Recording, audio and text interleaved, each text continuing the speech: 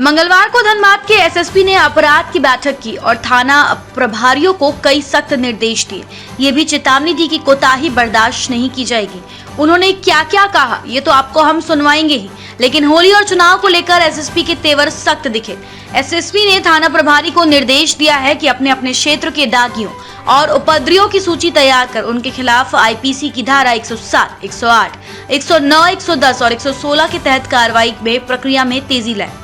चुनाव को देखते हुए गठित इंटर स्टेट चेक पोस्टों पर कड़ाई से जांच करने और किसी भी अवैध गतिविधि पर पूर्ण रूप से रोक लगाने का निर्देश दिया।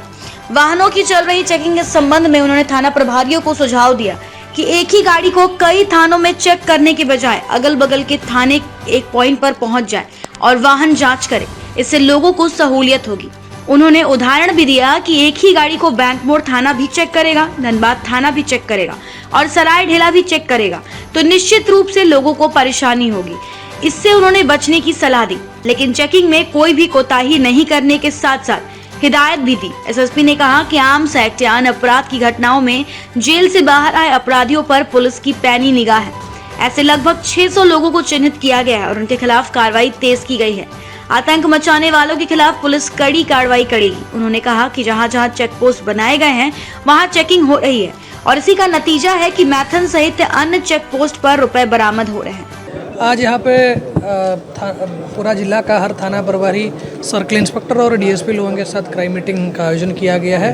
इसमें पिछले 1 महीने में जो हुआ कार्रवाई का आकलन किया गया, एनालिसिस किया गया और पिछले अगला 1 महीने का इन लोगों को एक टारगेट भी सेट करके दिया। इसके साथ साथ अभी आगामी लोकसभा चुनाव को लेके भी इन लोगों को अभी पुलिस को कैसे एमसीसी का वायलेशन को चेक करना है, उसको कैसे हम लोग एक फ्री एंड फेयर इलेक्शन करवा दें, कैसे वारंटी के ऊपर हम लोगों को कार्रवाई करना है, कैसे यहाँ पे जो प्रॉब्लम क्रिएट करने लायक आदमी को चिन्हित करते हुए प्रिवेंटिव एक्शन करना है, वो सब चीज़ में आज बात हुआ। उसके साथ साथ अभी 2-3 दिन बाद हमारा यहाँ पे होली का फेस्टिवल भी आने वाला है। होली को लेके भी कैसे हम लोग शांतिपूर्ण माहौल में होली का फेस्टिवल मनाएंगे, उसी को लेके भी आज विचार विमर्श हुआ।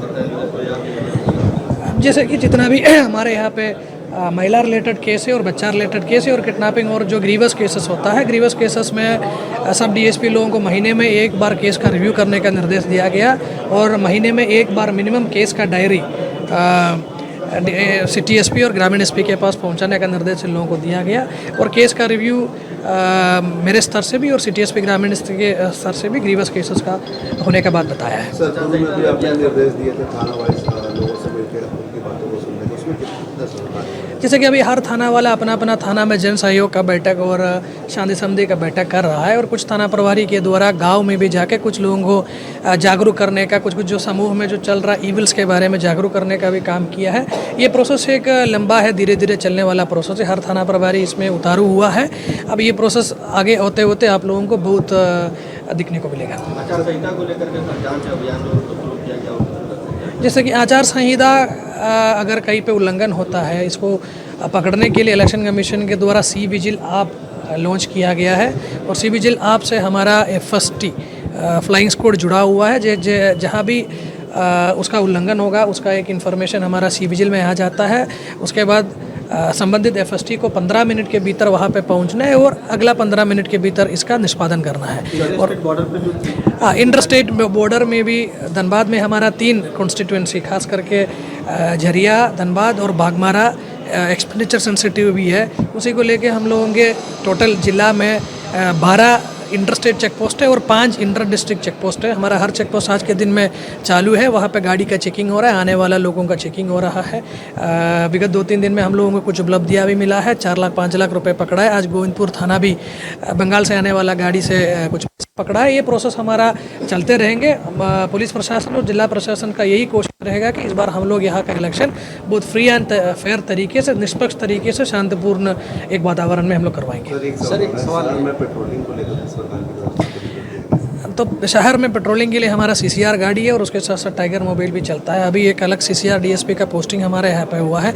उनके नेतृत्व में हम लोग हर गाड़ी में अभी GPS भी लगाया हुआ है। उसका मॉनिटरिंग कंट्रोल रूम से हो रहा है और क्रिमिनल्स को टच करना, दागी लोगों को टच करने का निर्देश यहाँ से कंट्रोल रूम से जा रहा है। हमारा एक कोशिश होगी 1 महीने में जिला का जितना भी बड़ा बड़ा क्रिमिनल जो जेल से निकला हुआ है, जिसके ऊपर दागी पंजी खोला गया है, जिसके विरुद्ध हम लोग गुंडा पंजी में नाम चढ़ा है, ऐसे आदमी को हमारा पेट्रोलिंग पार्टी के द्वारा ज़रूर एक बार टच करेंगे और उनका गतिविधि पर निगरानी रखेंगे। सर, वो जो सीसीए लगाने की पूरी तरह से कार्रवाई और क्या इलेक्शन के देखते हुए जल्दी कार्रवाई होगी क्या? जैसे कि हम लोग हमारा धनबाद जिला का आर्म्स एक्ट में जितना आदमी जेल गया हुआ है या अभियुक्त रह गया है, ऐसे टोटल 600 प्लस आदमी का हम लोग लिस्ट बनाया गया है। उसके साथ साथ चोरी, बाइक चोरी, उस टाइप का जो प्रॉपर्टी ऑफेंस में इन्वॉल्व हुआ लोगों का भी लिस्ट हम लोग बनाया है। लिस्ट बनने का हमारा मेन काम यही है कि एक लिस्ट हमारे पास रहने से उन लोगों के ऊपर निगरानी रखना आसान हो जाएंगे, इन लोगों के ऊपर गतिविधि पर रोक लगाना आसान हो जाएंगे और उसमें जो आदमी यहाँ पे पीस एंड ट्रैंक्विलिटी को